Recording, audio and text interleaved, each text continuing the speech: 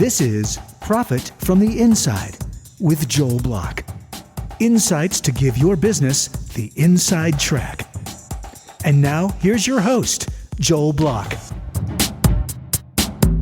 If you ever wonder how some people get so far so fast, sometimes you have to wonder, is it what they do? Is it what they think? Is it how they act? Is it their background, who they know? Or sometimes there's a little surprise. And to answer that, Dr. Suzan Johnson Cook. Dr. Cook, thank you very much for joining us. How are you today? Fine, thank you. It's so wonderful to be with you, Joel, again. Oh, listen, it was a pleasure to get a chance to visit with you a couple of months ago. And I just found your background so extraordinary. I found what you've accomplished to be so extraordinary. First of all, you were appointed by the President of the United States, then President Barack Obama, to be an ambassador for the United States of America. That by itself is an amazing thing. Tell us about that, how that happened, and we'll kind of get into some of the business stuff in a little bit, but tell us a little bit about that. Thank you. Well, I was the third U.S. ambassador at large for international religious freedom. It was a bill signed as the IRFA Act, International Religious Freedom Act, in 20 years ago, this year, actually. And it was signed by when President Clinton was president and Madeleine Albright was Secretary of State to advocate for religious freedom all over the world because so many are persecuted, but to be the chief advisor to the Secretary of State and the president on those issues of religious freedom. So I was appointed under President Obama, nominated by Secretary Clinton, and I had all 199 countries in my portfolio. It's about relationships. I had a relationship working for President Clinton in 93, 94, about 20 years before that. And I stayed in touch with him. I worked hard in the position I had with him. He created a couple of other new positions when I was the domestic policy analyst.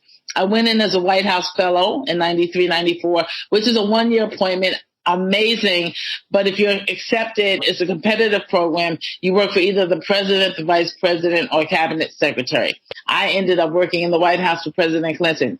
I'm a faith advisor. I was a faith leader in New York City for 30 years. And so President Clinton was really into the faith community. So he kept me on. We created really what was the first faith-based initiatives. We didn't have that name for it, but he wanted government to be more user-friendly to the faith community. So he needed someone who knew government and someone who needed a faith community.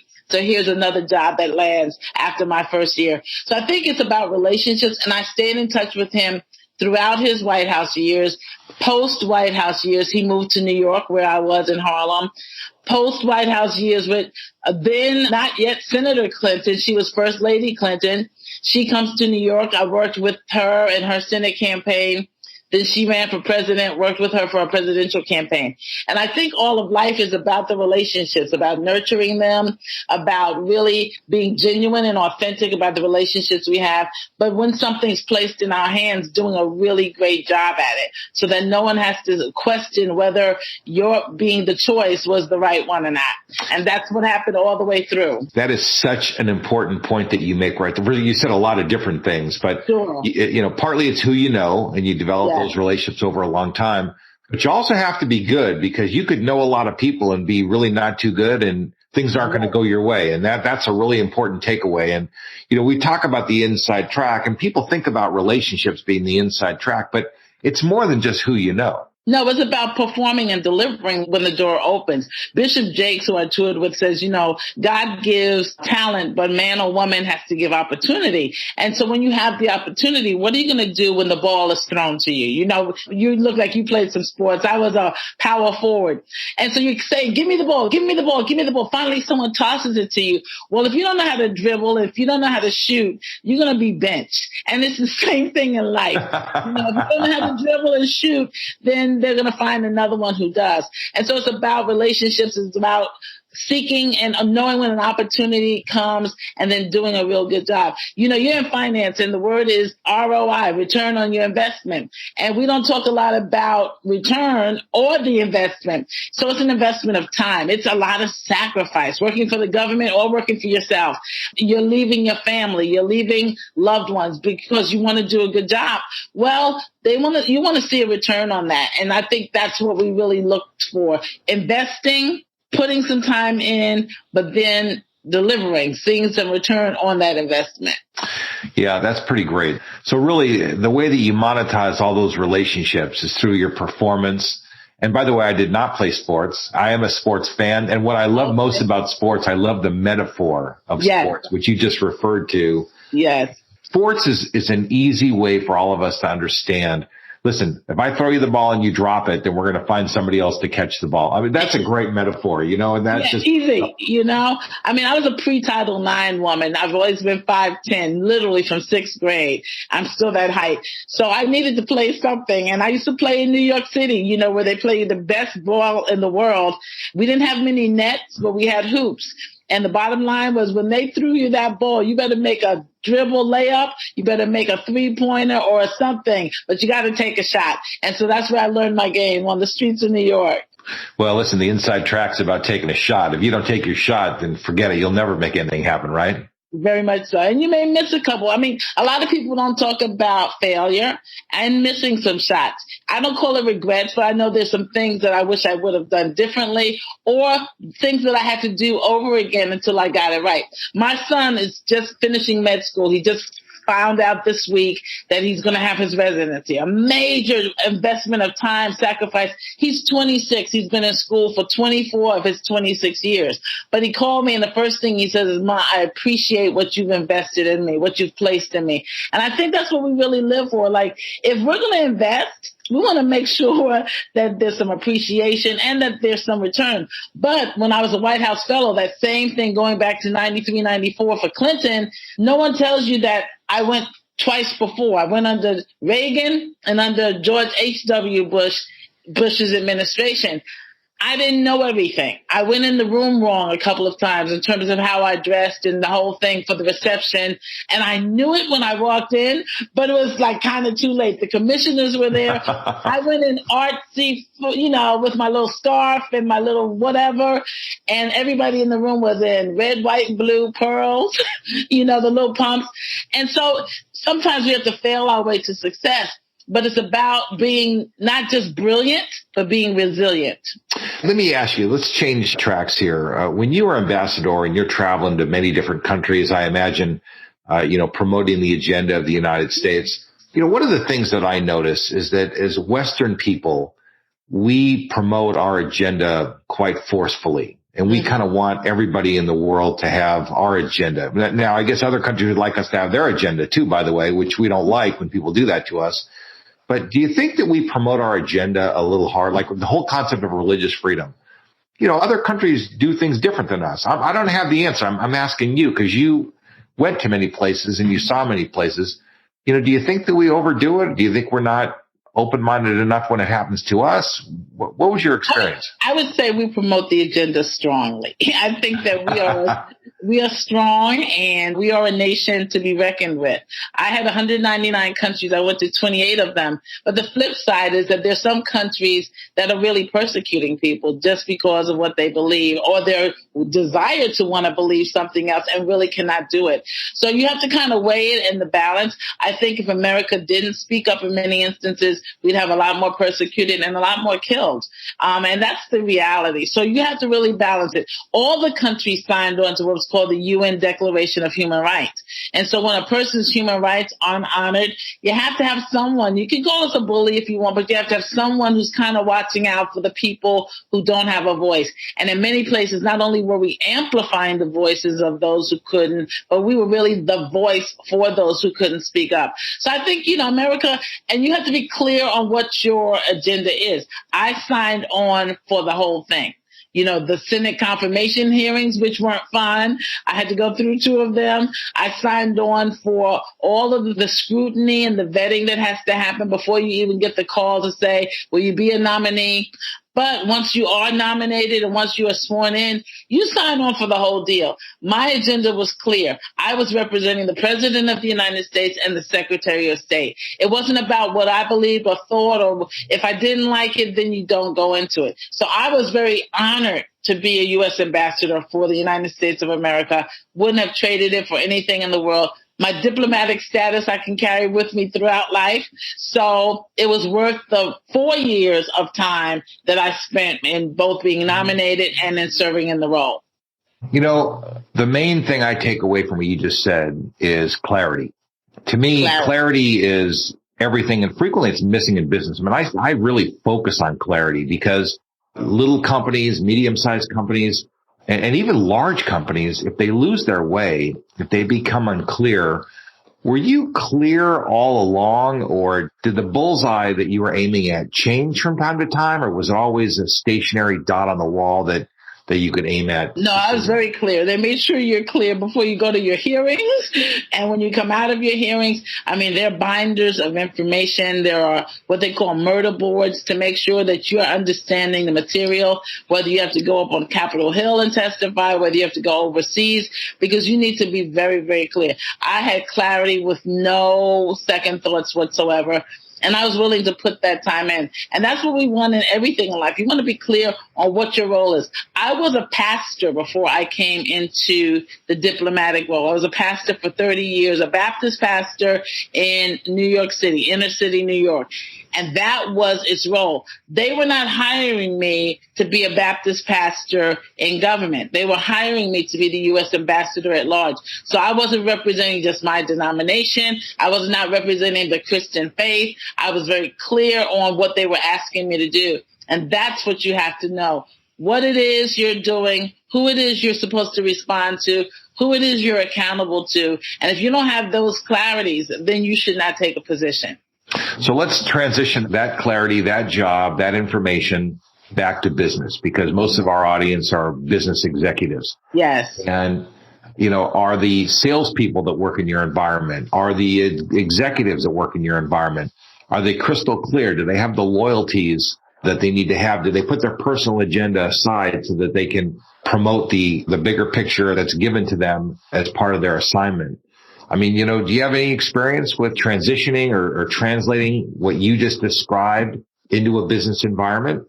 Oh, very much. I mean, I came from a business family. Both my parents were business owners. I now own a small business, a professional speakers bureau. It's the only global professional speakers bureau owned by a Black woman. So I've been in business all my life, and I do now corporate training. I just finished Howard University's executive business program. So I'm always trying to sharpen my tools and skills because I think that's important. One of the things, as you know, before we go in and do any corporate training is that we sit down with either HR or with any of the executives to understand what the culture is.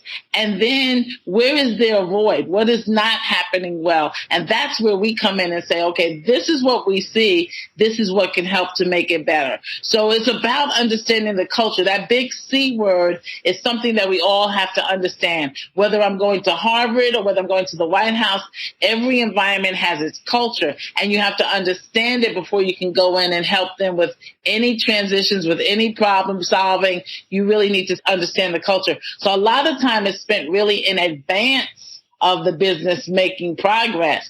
But what you want to do is stop the bleeding. You want to stop the hemorrhaging. And if they've called you or I to come in, that means something's been going on for a while that's not matching. The numbers aren't right. The people are not getting along. The culture is tense, or people are getting sick in that culture. Well, we have to kind of figure out what are the triggers to all those problems. And so, yeah, I do have experience in that. And I think it's really important to sit down and take your time before you go in and say, here, I'm the problem solver. No, you're going to solve the problem. I'm going to help guide you in terms of what that problem is.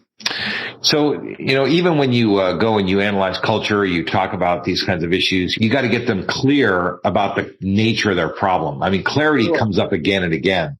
So they have to understand their problem. They have to understand why they have the problem, what it's going to take to solve the problem. And my sense is that the more people in the organization that get clear about what needs to happen, the better.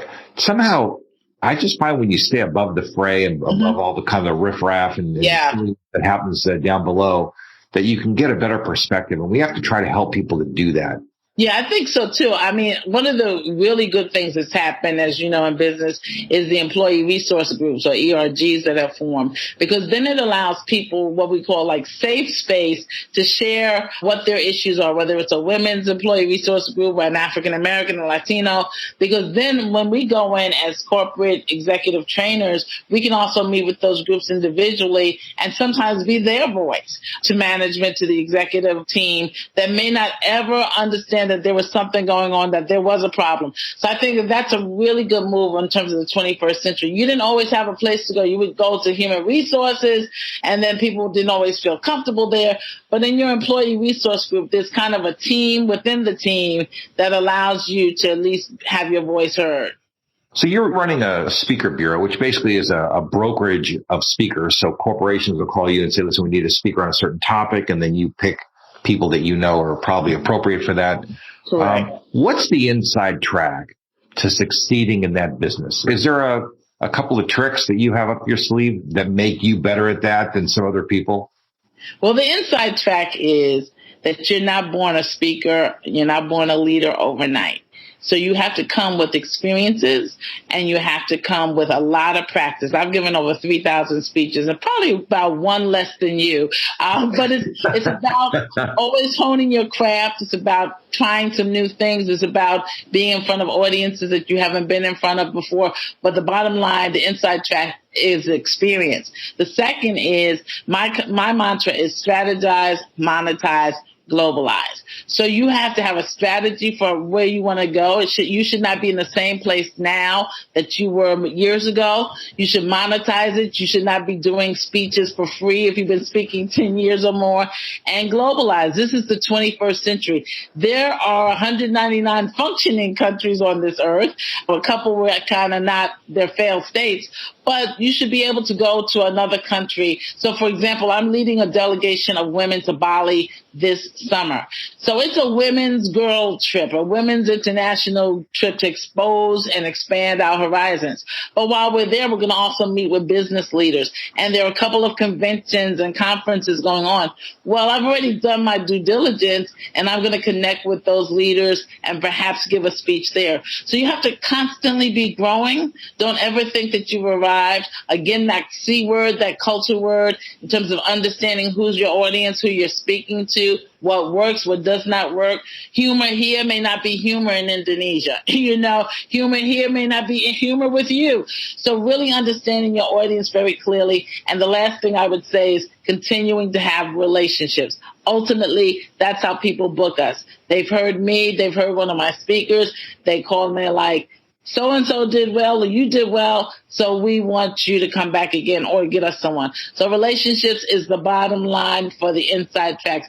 Don't burn the bridges, as our parents used to say. Keep them rolling, keep that water flowing so you can go back again. No, listen, fantastic advice. Do you think that in the last 20 years, as brokerages of all kinds have kind of gone away, the internet is disintermediating different kinds of things, do you think that the bureau business, the speaker bureau business still has a place, or do you think it's going to be completely obliterated?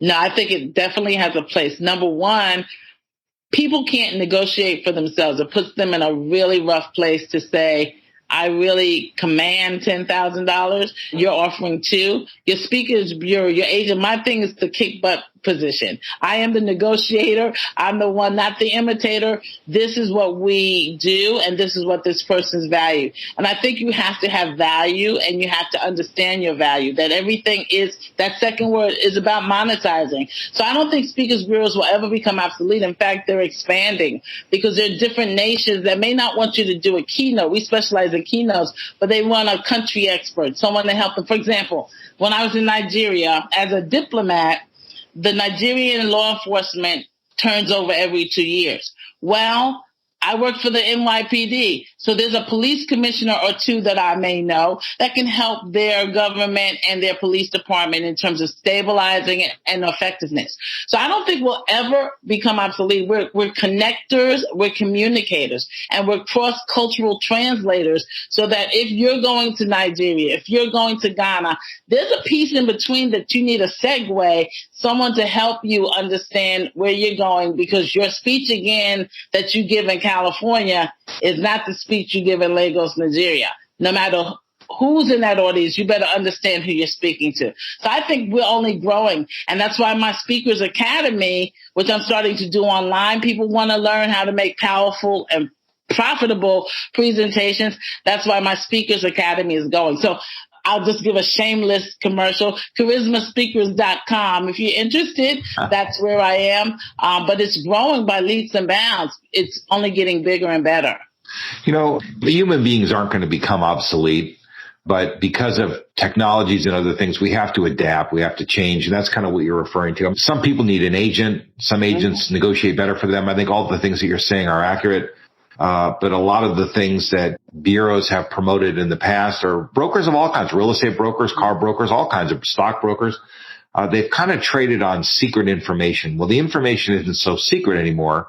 So they got to seem like they got to up their game and they got to do something different. What you're talking about is another level of providing representation, negotiation assistance, and some other kinds of services, which is really necessary and powerful. So, and there's certain technologies that can never take the place of a human being. Now I've gone to a couple of hotels now, they have a place that will pour your drink for you. You want a rum and Coke, it will pour it for you. Exact amounts, the right amounts. I don't drink it, but I see it. But there's certain things that a machine can't do in terms of motivating, as well as representation and negotiation. People need to have someone who brings motivation, and that's going to come from a human being. No tape talking to me over the loudspeaker is going to ever motivate me the way a human being making eye contact and I'm feeling your energy and you're feeling mine.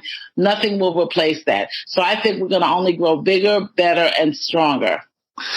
That's awesome. So what's the future look like for you? Where are you going from here? So you got your speaker bureau, you got your academy, your junior speaker training.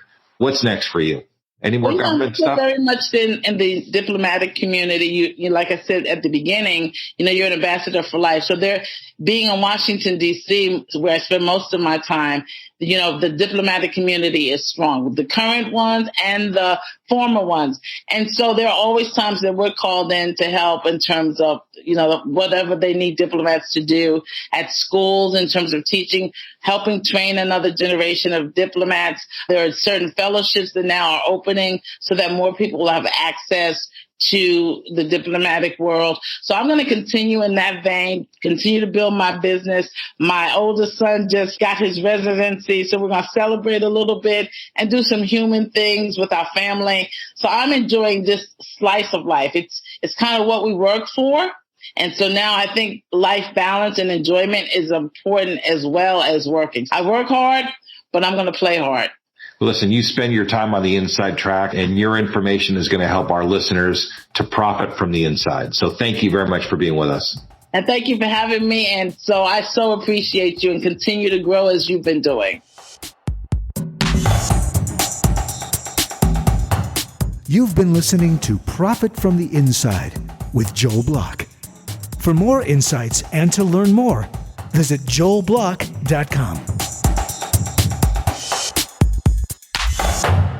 How about a shout out and a giant thanks to my podcast producer, David Wolf, and his team at Podcast and Radio Networks. Profit from the Inside simply wouldn't be what it is without David and his team. For more information or to learn how you can launch and produce your own podcast, reach out to podcastandradio.com.